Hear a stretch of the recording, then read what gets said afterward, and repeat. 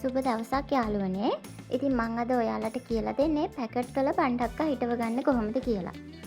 මේ තියෙන්නේ බණ්ඩක්කා බීජ ටික. මේවා වෙළඳ පොලෙන් ලොකු ගාණක් යන්නේ නැතුව අඩු මිලකට ගන්න පුළුවන්.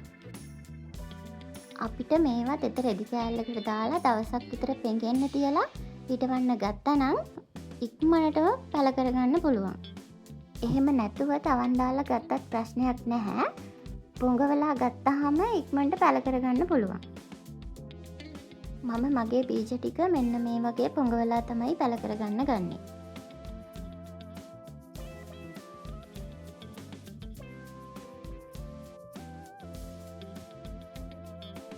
මේ තියෙන්නේ මන් දවසක් පෙඟෙන්න දාලා තවන් දාගන්න ගත්ත බීජ ටික.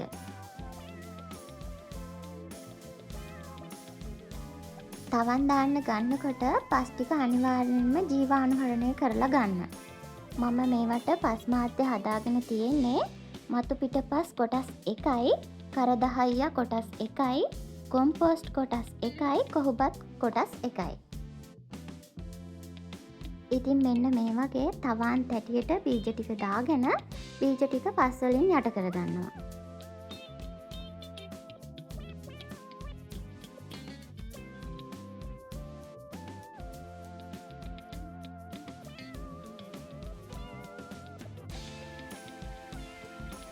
බීජය ගොඩාක් යට කරගන්නේ නැහැ. බීජය පස් වලින් වැහෙන ගානට යට වුණාම ඇති.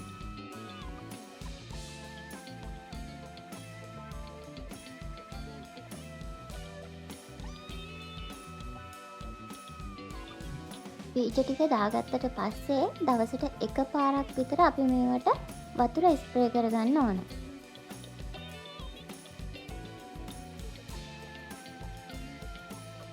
දවස් 2-3ක් ගියාට පස්සේ බීජ ටික මෙන්න මේ වගේ පැලවෙලා තියෙනවා අපිට බලා ගන්න පුළුවන්. මේ ටික ගොඩක් අවුව වැටෙන්නේ නැති හෙවන තියෙන තැනකින් තමයි තියාගන්න ඕන. දවස් 5-6ක් ගියාට පස්සේ පැල ටික මෙන්න මේ විදිහට ලොකු වෙලා තියෙනවා අපිට බලා ගන්න පුළුවන්. දවස් 8ක් විතර ගියාට පස්සේ මෙන්න මේ විදිහට මගේ පැල ටික ලොකු වෙලා තියෙනවා. ඉතින් මම දැන් මේ ටික පැකට් වල හිටව ගන්න තමයි හදන්නේ. 16 කවරවල තමයි මම පැල ටික හිටව ගන්නේ. මේවටත් පස් මාධ්‍ය හදා ගන්නකොට අර තවන් දානකොට හදාගන්න ගත්ත පස් මාධ්‍යෙම තමයි හදා ගන්න ඕනේ. අනිවාර්යෙන්ම පැල ටික හිටවන්න කලින් මේ පස් ටිකත් කැප්ටන් වගේ දිලිනාශකයක් දාලා ජීවාණුහරණය කරලා ගන්නවා නම් තමයි හොඳ. පැලේ හිටව ගන්න කලින් මේ පස් ටික හොඳට තෙත් වෙන්න මෙන්න මේ වගේ වතුර දාගන්න ඕන.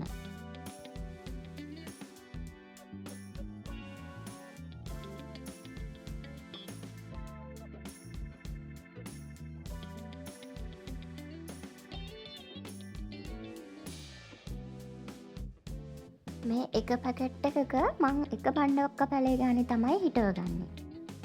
පැලේ හිටව ගන්න මං මෙන්න මේ ප්‍රමාණය වගේ වලවල් ටිකක් හදා ගන්නවා.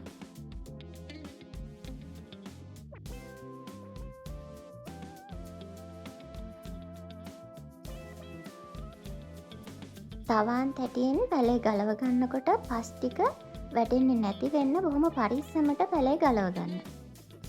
ගහේ කඳ පස් වලට යට කරගන්න නැතුව පැලේ මෙන්න මේ ප්‍රමාණයෙන් ගොඩක් යට කරන්න නැතුව යට කරගත්තාම ඇති.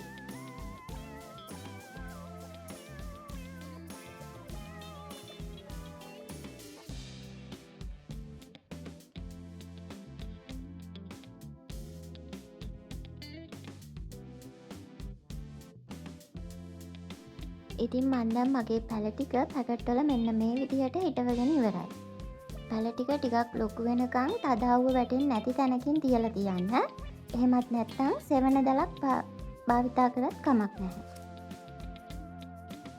ඉතින් යාළුවනේ දැන් මේ සති 2ක් විතර වෙලා තියෙන මගේ බණ්ඩක්කා පැල ටික මේ ටිකක් උස්සට වැවිලා තියෙනවා අපිට බලා ගන්න පුළුවන්.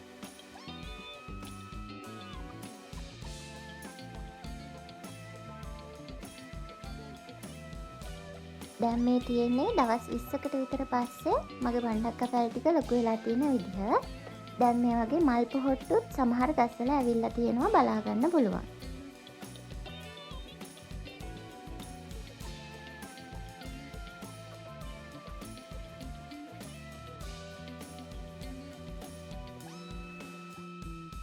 ඉතින් දැන් මගේ බණ්ඩක්ක පැල ටිකට දවස් 35ක් විතර වගේ වෙනවා. දැන් මේ වගේ මල් ඇවිල්ලා තියෙනවා අපිට බලා ගන්න පුළුවන්.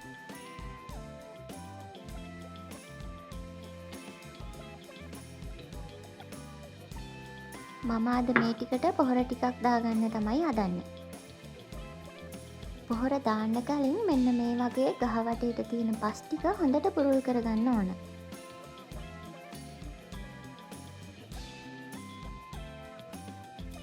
පස් ටික පුරුල් කරගෙන ගහ වටේට මෙන්න මේ වගේ පොහොර ටික දාගන්න ඕන. ඊට පස්සේ ඒවා පස් වලින් වහගන්න ඕන. ගහේ කඳට ගොඩාක් ළඟින් නැතුව අඟල් 3ක් වගේ දුරින් තමයි පොහොර ටික දාගන්න ඕන.